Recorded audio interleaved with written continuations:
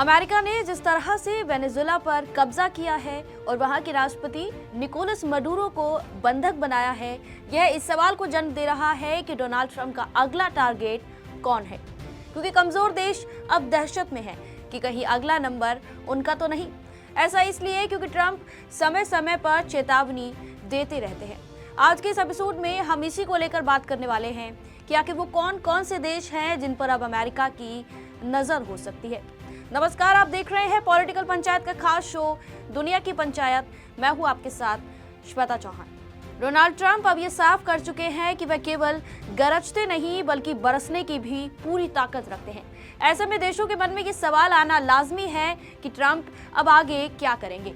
इस बारे में मिरर यूके की रिपोर्ट कहती है कि डोनाल्ड ट्रंप के निशाने पर एक दो नहीं बल्कि पूरे 5 देश हैं।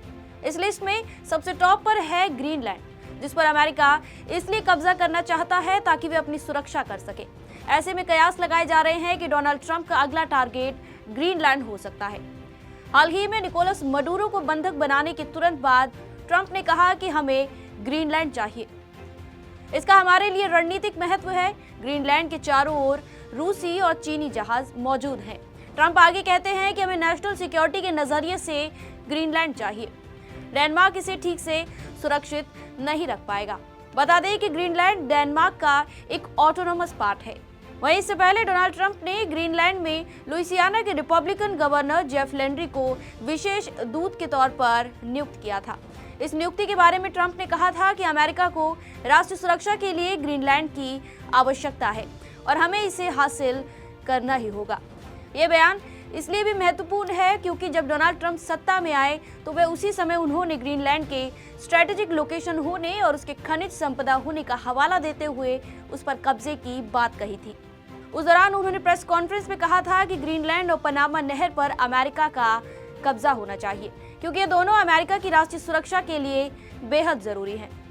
इस लिस्ट में दूसरा नाम क्यूबा का है। क्यूबा का इतिहास तो किसी से छिपा नहीं। दूसरे वर्ल्ड वॉर के बाद जब शीत युद्ध शुरू हुआ था तो उसके सेंटर में क्यूबा ही था। इस कैरेबियन द्वीप को लंबे समय से रूस का सपोर्ट मिला हुआ है और ये वेनेजुएला का भी सबसे करीबी दोस्त माना जाता है। पर यहाँ ध्यान देने वाली बात यह है कि क्यूबा इन द्वीपीय देशों में सबसे गरीब देश भी है।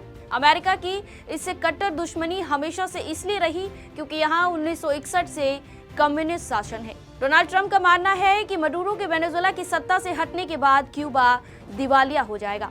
उन्होंने हाल ही में कहा था कि क्यूबा अब गिरने के लिए तैयार है। वहीं क्यूबा ने वेनेजुएला पर अमेरिकी कार्रवाई का विरोध किया है। वहीं हाल ही में ईरान भी भारी विरोध प्रदर्शन का सामना कर रहा है। हम सभी जानते हैं कि पिछले साल अमेरिका ने ईरान के कई न्यूक्लियर इंस्टॉलेशन को नष्ट कर दिया था और जब से ईरानी रियाल में गिरावट के बाद विरोध प्रदर्शन शुरू हुए तो उसे लेकर ट्रंप ने एक बड़ा बयान दिया था।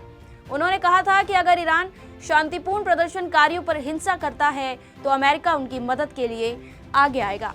इसमें सबसे इम्पोर्टेंट फैक्ट ये है कि इन प्रदर्शनकारियों में कुछ लोग ऐसे भी हैं जो 1979 की इस्लामिक क्रांति में तख्ता पलट कर हटाए गए दिवंगत शाह मोहम्मद रजा पहलवी के बेटे रजा पहलवी के समर्थन में शाह जिंदाबाद के नारे लगाते दिखे।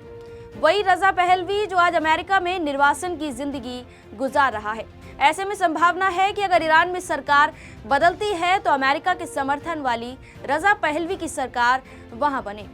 इसके अलावा कोलंबिया पर भी खतरा मंडरा रहा है क्योंकि जब कंबोडिया को लेकर ट्रंप से पूछा गया कि क्या कोलंबिया के खिलाफ कोई ऑपरेशन शुरू किया जाएगा तो उन्होंने कहा कि हमें अच्छा लगेगा। ध्यान देने वाली बात यह है कि ट्रंप कोलंबिया के राष्ट्रपति गुस्तावो पेट्रो को नापसंद करते हैं। वह कहते आए हैं कि यह देश एक बीमार आदमी द्वारा चलाया जा रहा है जिसे कोकीन बनाना और उसे यूनाइटेड स्टेट्स को बेचना पसंद है। उन्होंने धमकी देते हुए कहा कि कोलंबिया ऐसा ज्यादा समय तक नहीं कर पाएगा। एक्सपर्ट्स इस बारे में कह रहे हैं कि अमेरिका ड्रग्स का हवाला देते हुए कोलंबिया पर हमला कर सकता है और हमें नहीं भूलना चाहिए कि निकोलस मडूरो पर भी ट्रंप ने ऐसे ही आरोप लगाए हैं। वहीं अब मैक्सिको भी डोनाल्ड ट्रंप के निशाने पर आ सकता है। ट्रंप काफी समय से मैक्सिको पर भी ड्रग्स और क्राइम को बढ़ावा देने का आरोप लगा रहे हैं। इतना ही नहीं, ट्रंप ने अमेरिका में बढ़ते माइग्रेशन के लिए भी मैक्सिको को कसूरवार ठहराया है। इसे लेकर ट्रंप ने कहा था कि मैक्सिको का कुछ करना होगा, इस देश को अपनी हालत ठीक करनी होगी और ड्रग ट्रैफिकिंग से लड़ाई करनी होगी। ट्रंप ने यह भी कहा कि अमेरिका कई बार मैक्सिको को अमेरिकी सैन्य सहायता देने की पेशकश कर चुका है, लेकिन वहां की राष्ट्रपति क्लाउडिया शीनबाम डरी हुई हैं। मैक्सिको पर हमले की संभावना इसलिए भी है क्योंकि उसके पलटवार करने की उम्मीद कम है। एक्सपर्ट्स का तर्क है कि ट्रंप ड्रग सिंडिकेट को खत्म करने के बहाने से मैक्सिको में स्पेशल फोर्सेज रवाना कर सकते हैं। इन 5 देशों के अलावा एक नाम पनामा नहर का भी लिया जा सकता है, क्योंकि प्रेसिडेंट बनने के बाद सबसे पहले ट्रंप ने ग्रीनलैंड के साथ पनामा नहर का भी नाम लिया था। उस वक्त ट्रंप ने कहा था कि मध्य अमेरिका देश पनामा अमेरिकी मालवाहक जहाजों से ज्यादा कीमतें वसूल रहा है। यह पूरी तरह से अनुचित है और यह हमारे लिए काफी महंगा है और हम इसे तत्काल रोकेंगे। इससे पहले ट्रंप ने कहा था कि पनामा नहर अमेरिका के लिए अहम राष्ट्रीय संपत्ति हुआ करती थी और अगर पनामा ने शिपिंग की दरें कम नहीं की तो वे पनामा नहर पर कंट्रोल वापस लेंगे। आप इस बारे में क्या सोचते हैं कि ट्रंप का अगला एक्शन किस देश पर हो सकता है? हमें कमेंट सेक्शन में जरूर बताएं। आप देख रहे थे पॉलिटिकल पंचायत का खास शो दुनिया की पंचायत।